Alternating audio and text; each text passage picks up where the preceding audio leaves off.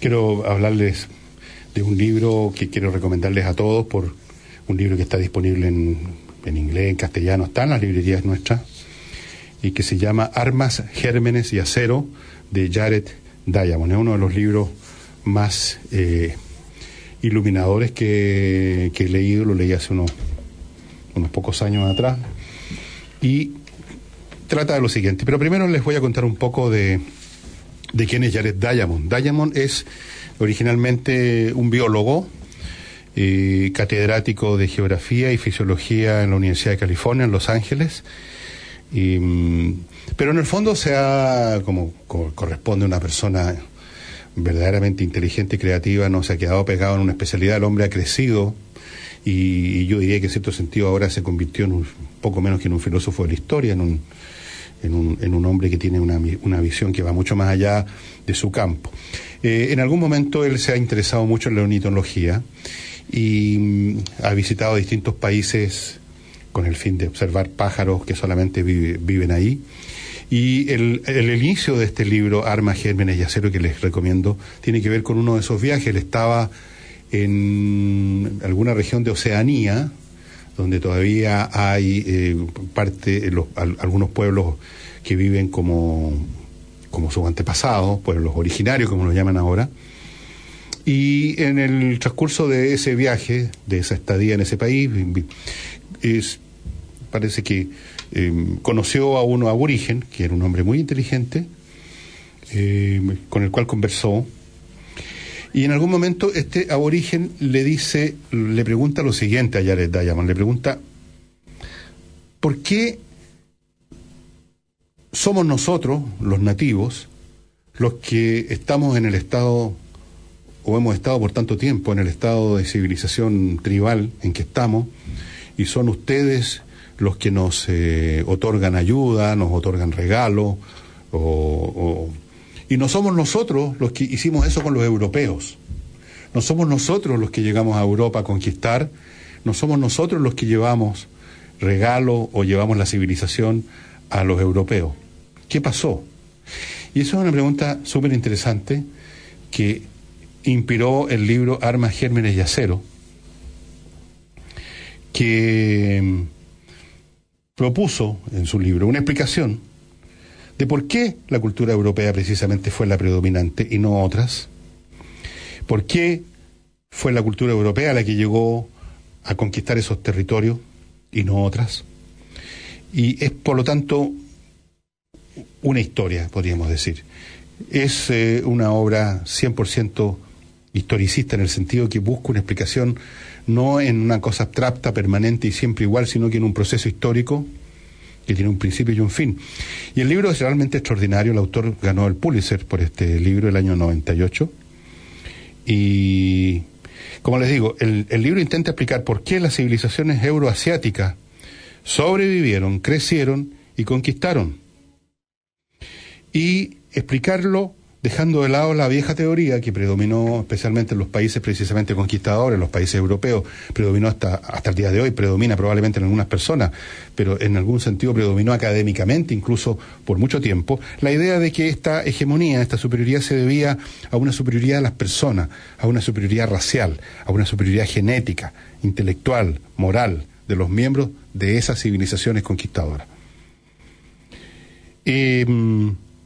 Lo que Diamond alega en el libro es que esas diferencias, el hecho de tener o no tener tecnología, tiene un origen histórico en las circunstancias en que se inicia, por eso que es una explicación historicista, dónde, cuándo y cómo se inicia un ciclo histórico, dónde, cuándo y cómo un grupo de personas empiezan a interactuar con el medio ambiente, en qué condiciones encuentran ese medio ambiente, cuándo, en qué momento inician ese proceso, qué ventajas o desventajas encuentran, y cómo esas condiciones entonces determinan que algunos de estos grupos empiecen a desarrollar tecnologías que a su vez les dan más ventajas todavía sobre otros que están un poco más atrás o que no las han desarrollado porque están en otras condiciones, y por acumulación llega un momento entonces en que aparece una civilización como la civilización occidental, llamémosla así, de origen europeo, de gran capacidad científica, tecnológica, que conquista al resto del mundo.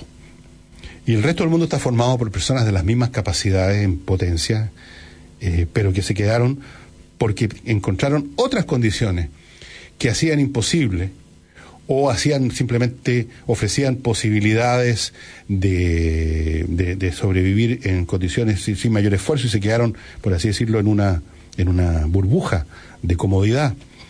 O simplemente fue una cuestión de tiempo. Fíjense ustedes, voy a ponerlo en blanco y negro, simplificando mucho los argumentos de este libro, que son además enormemente interesantes y entretenidos. Los pueblos que se encontraron, los grupos de humanos que emigraron y que llegaron en algún momento a lo que ahora llamamos el Medio Oriente, a toda esta zona que es lo que ahora ocupa Irán, Siria, el Líbano, en fin, desde la costa del Mediterráneo hasta el Golfo Pérsico, un poco más allá. Ahí encontraron ciertas posibilidades y ciertos desafíos, tales como, primero, estaban en los grandes ríos el Tigris y el Eufrates, que hacían posible y casi obligaban a desarrollar una tecnología agrícola, porque tenían la posibilidad de irrigar. Eso los obligaba, los llevaba, por una cuestión de conveniencia, a generar una tecnología del regadío, generar canales. Eso los obligaba y los llevaba a desarrollar instituciones de control, porque alguien tiene que dar las órdenes, alguien tiene que mandar. Eso, a su vez, la agricultura les generaba excedentes, porque la agricultura permite acumular algunas cosas que no se consumen todas, y eso permitía financiar con ese recurso, con alimentos, el desarrollo de otras especialidades de artesanía. Por ejemplo, el trabajo cada vez más perfeccionado de la piedra, luego la metalurgia, ¿no? Aparece el cobre, luego el bronce, luego el hierro. Y mientras esto estaba ocurriendo, en esta zona donde además habían distintos grupos, porque la zona era grande, que hacían más o menos lo mismo y que competían entre sí.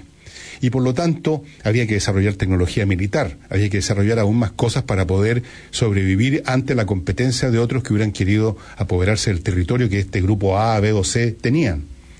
Y mientras esto ocurría, y por interacción con el medio ambiente y con otros grupos que estaban también en ese medio ambiente, se iban acumulando culturas y tecnología, otros grupos de humanos que también habían salido de África estaban cascando en una emigración interminable que los llevaría a Europa, luego cruzarían el estrecho de Bering, que estaba en ese momento una zona continua de hielo, llegarían a lo que ahora es Canadá, luego seguirían avanzando Norteamérica, seguirían avanzando Centroamérica, y Sudamérica, etcétera. Ustedes comprenden que los grupos en movimiento, por lo tanto grupos que no desarrollan agricultura, que viven de la caza y de la recolección, no tienen ninguna posibilidad de desarrollar mucha cultura ni tecnología, porque para eso se requieren excedentes, se requiere estar en un lugar donde se van acumulando las cosas, donde se hacen necesario una serie de desarrollo, por ejemplo, la creación de viviendas cada vez más sólidas, que el que va emigrando no las necesita. Si usted va a cambiar de sitio el próximo mes, no va a construir una casa de piedra, se instala así a la virulí y sigue cascando. Fuera de eso, estos grupos se encuentran con territorios completamente distintos, geográfica y ambientalmente hablando, con grandes ventajas y grandes desventajas. Por ejemplo, las civilizaciones que se desarrollaron en Sudamérica, específicamente los quechua, los que se encontraron los españoles mucho tiempo después, se desarrollaron en territorios donde no prestaba ninguna utilidad a la rueda. Entonces, aun si en un momento dado a alguno se le ocurrió que con un rodillo, con una rueda, un objeto se podía mover más fácilmente, resulta que eso no es posible en un territorio abrupto. Fíjense ustedes que la rueda requiere como condición un camino relativamente plano, o si no sirve de nada. Entonces esos pueblos no desarrollaron la rueda y la carga la hacían en lomo de animales, que es mucho más eficiente en territorios, por ejemplo, montañosos, llenos de senderos difíciles, pedregosos, que la rueda. La rueda no sirve de nada ahí.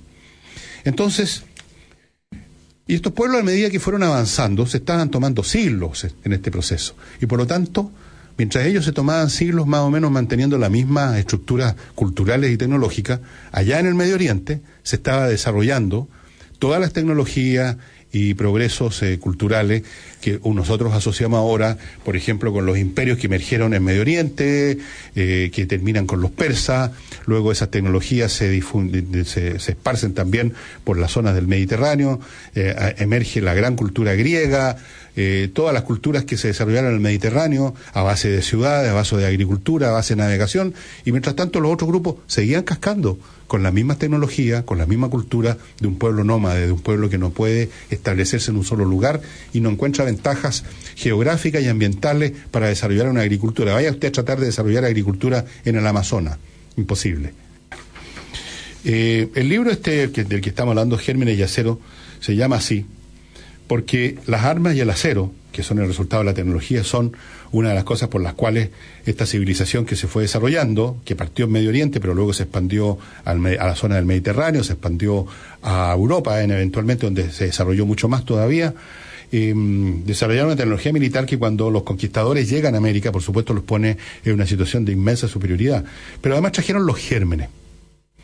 Estos seres humanos que estaban desarrollándose y viviendo y generando cada vez más población en Oriente, en Medio Oriente, en el Mediterráneo y en Europa, estas masas de gente desarrollaron resistencia al cabo de los siglos y después de plagas y enfermedades y grandes mortandades a muchas clases de gérmenes, pero no así con las poblaciones que vivían en América.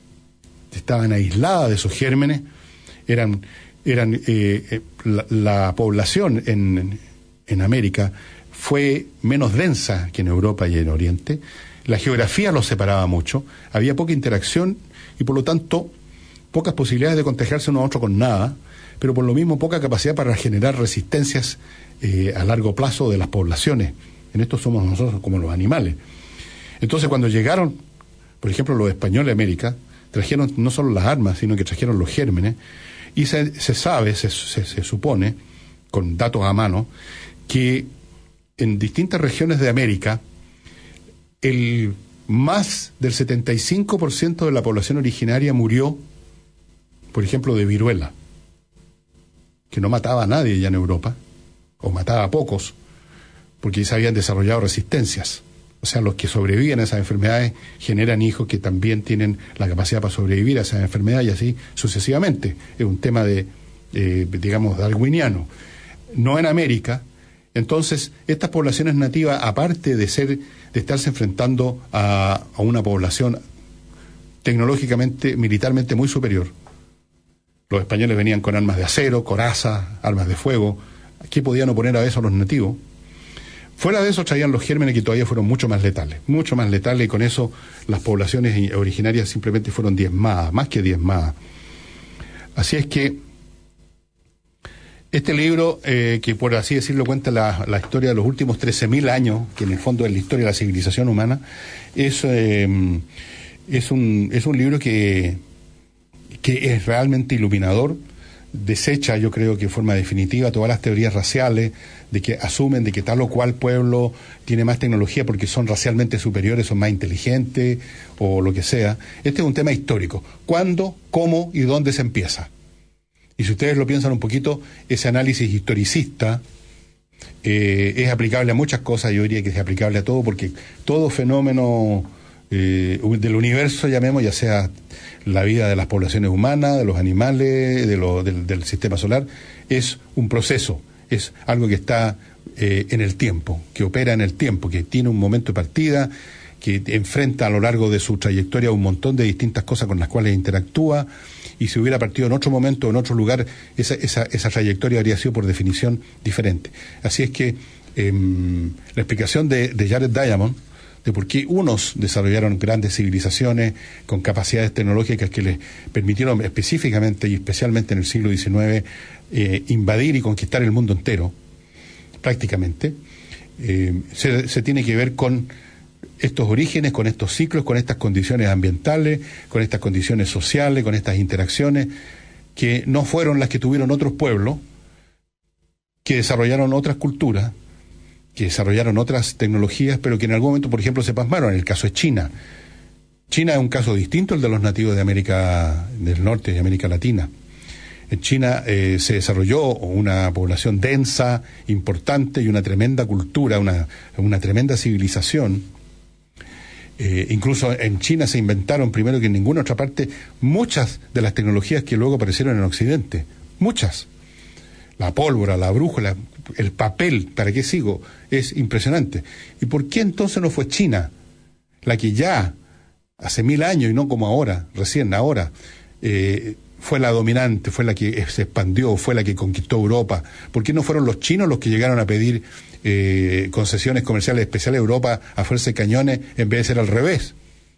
Bueno, una vez más tiene que ver aquí con la trayectoria histórica, con cosas que pasaron, con el ambiente, con las condiciones en que se desarrolló la civilización china, que determinaron que en un momento dado, por así decirlo, se pasmaran, quedaran como congelados en una forma cultural que ellos consideraban perfecta y superior, y no evolucionaron más. Es más, cuando emergían ciertas posibilidades de desarrollo tecnológico hacia algún lado, ellos mismos las destruían. Creo que les he contado la historia de una flota china que se construyó a principios del siglo XV, antes de que los europeos llegaran a América, con barcos infinitamente superiores en tamaño y en calidad a las carabelas con que los españoles llegarían a descubrir el Nuevo Mundo. Se dieron un par de vueltas con su flota, recibieron los saludos y por así decirlo, las reverencias de los pueblos ribereños de la zona del Mar de la China ahora, volvieron y el próximo emperador quemó la flota porque no les interesaba salir. Así que ustedes ven que en estas interacciones y en estas peripecias históricas no es solo una cuestión del medio ambiente físico y del medio ambiente climático, selvático, vegetal y animal, sino que también del propio medio ambiente social y de las condiciones históricas en que se enfrentan las personas. Vamos a la estructura de este libro que yo les recomiendo, pero fervorosamente. En la primera parte del libro nos habla de los orígenes de la humanidad y explica las causas del dominio europeo, ejemplificando esto con el caso de la conquista de Cajamarca. Después, en la segunda parte, trata sobre las causas últimas y más importantes, que son los factores biogeográficos, y que es una de las tesis centrales del libro. La tercera parte, que son varios capítulos, trata de las causas intermedias, como el origen de la escritura, la tecnología, etcétera, que se han desarrollado a partir de ciertas condiciones primarias, básicas, como las mencionadas antes. Y después se analiza la evolución de distintas sociedades y por qué entonces Occidente, entre otras sociedades, como por ejemplo comparada con la China, que les decía que quedó estancada en un momento dado, como fue momificada en su gran cultura, mientras que Occidente siguió desarrollándose. Probablemente, yo no me acuerdo exactamente el detalle del libro, pero en esto, como en todo, la competencia, la lucha con otras sociedades que están al lado y que también están mirando con codicia los recursos que uno tiene, son uno de los factores importantes que explican el gran desarrollo de Europa y de la civilización occidental. En Europa estamos hablando de un continente bastante más pequeño que, por ejemplo, que la China continental, donde un montón de sociedades estaban una al lado de la otra compitiendo, y por lo tanto no había ni una posibilidad, como en China, que era un mundo cerrado, muy grande, muy cerrado, de quedarse sentado en los laureles y decir hasta aquí nomás llegamos, esta civilización nuestra que tenemos ahora es perfecta, no nos interesa desarrollar nada más. En Europa sí se interesaban en desarrollar mucho más, estaban en perpetua guerra unos con otros. Esto llevaba adelante la necesidad de desarrollo de tecnologías militares. Las tecnologías militares cuestan dinero. Los reyes, que emergieron finalmente en un proceso largo, necesitaban fondos, por lo tanto se fomentaba el comercio fomenta la industria, y así una cosa va produciendo otra, y al final tenemos esta enorme ventaja que se ejemplifica al máximo en el siglo XIX, cuando la Europa, con la revolución industrial, está tecnológicamente a años luz de distancia de China, que era la sociedad más avanzada después de la occidental. Y para qué hablar de los pueblos más que estaban más, o de la India, o de los pueblos americanos, que estaban todavía en una fase bastante incluso las civilizaciones más desarrolladas que encontraron los españoles, como los aztecas o los quechuas, que tenían edificios, tenían culto, tenían un montón de cosas, pero su tecnología todavía era un poco superior simplemente a la neolítica. Desde el punto de vista tecnológico estaban muy atrasados. No pudieron entonces enfrentar a pequeños grupos de europeos, 100, 200, 300 europeos armados con caballo, que no tenían los aborígenes, con armas de acero, que no tenían acá, con armadura. Entonces, un guerrero español era capaz él solo de liquidar a cualquiera que se le pusiera por delante. Entonces, agreguen esto las armas de fuego, que todavía no estaban muy avanzadas, pero los españoles tenían arcabuces, tenían cañones, no había manera. Entonces, por supuesto, conquistaron con mucha facilidad estas. ¿Recuerdan ustedes la conquista de México? 100 tipos, 200 tipos, bastaron. Hernán Cortés. Perú lo mismo, unos pocos hombres, bastaron. Fíjense que los aztecas tenían espadas de madera. Imagínense qué pueden hacer con espadas de madera contra las armas de acero toledano de los españoles. Entonces, eso, con todos los detalles habidos por haber, que yo no se los puedo contar acá, es imposible, es lo que nos cuenta en Armas, Acero y Gérmenes, Jared Diamond. Los factores biogeográficos, pues después de todo es biólogo Jared, son los que llama las causas, la raíz de todo esto. ¿Con qué se encuentra un grupo humano? Se encuentra con un territorio que se puede desarrollar agricultura, se encuentra con animales que le sirvan, eso es súper importante, con qué clase de animales se encuentra un grupo. Se encuentra con animales domesticables, como se encontraron los que fueron al Medio Oriente. Se encuentran con espacios que puedan dar hogar a varios grupos que a su vez van a competir y se van a estimular unos a otros en el desarrollo de tecnología. O se encuentran, como por ejemplo, en el África. África es un caso clásico de europeos que llegan ahí y se encuentran con poblaciones originarias que estaban viviendo igual que sus antepasados de hacía 10.000 años. ¿Por qué? Porque vivir en medio de un continente donde no hay prácticamente posibilidades de desarrollar una agricultura extensiva, donde además está el tema de las enfermedades que permanentemente están diezmando a las poblaciones y aturdiéndolas, en cierto sentido, como la mosca tsetse, y toda clase de peste, que de luego mataban como mosca a los europeos que llegaban en el siglo XIX a África, que viven entonces de lo que tienen a la mano, que es la recolección, que no tienen animales domesticables, uno no puede domesticar un león para que arrastre un carretón. Bueno, esa gente se quedó entonces, no porque fueran menos inteligentes, sino por las condiciones biogeográficas, se quedaron en una situación que desde el punto de vista de la civilización los convirtió en presa fácil de Europa en el siglo XIX.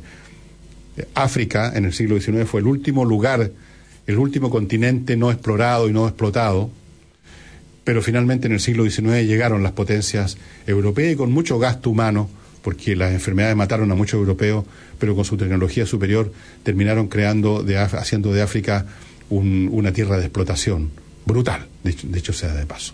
Y eso es, así es que yo les estoy recomendando a Jared Diamond. Tiene otros libros muy buenos, se los voy a recomendar otro día, como por ejemplo Colapso, que es una explicación de por qué algunas civilizaciones se derrumban.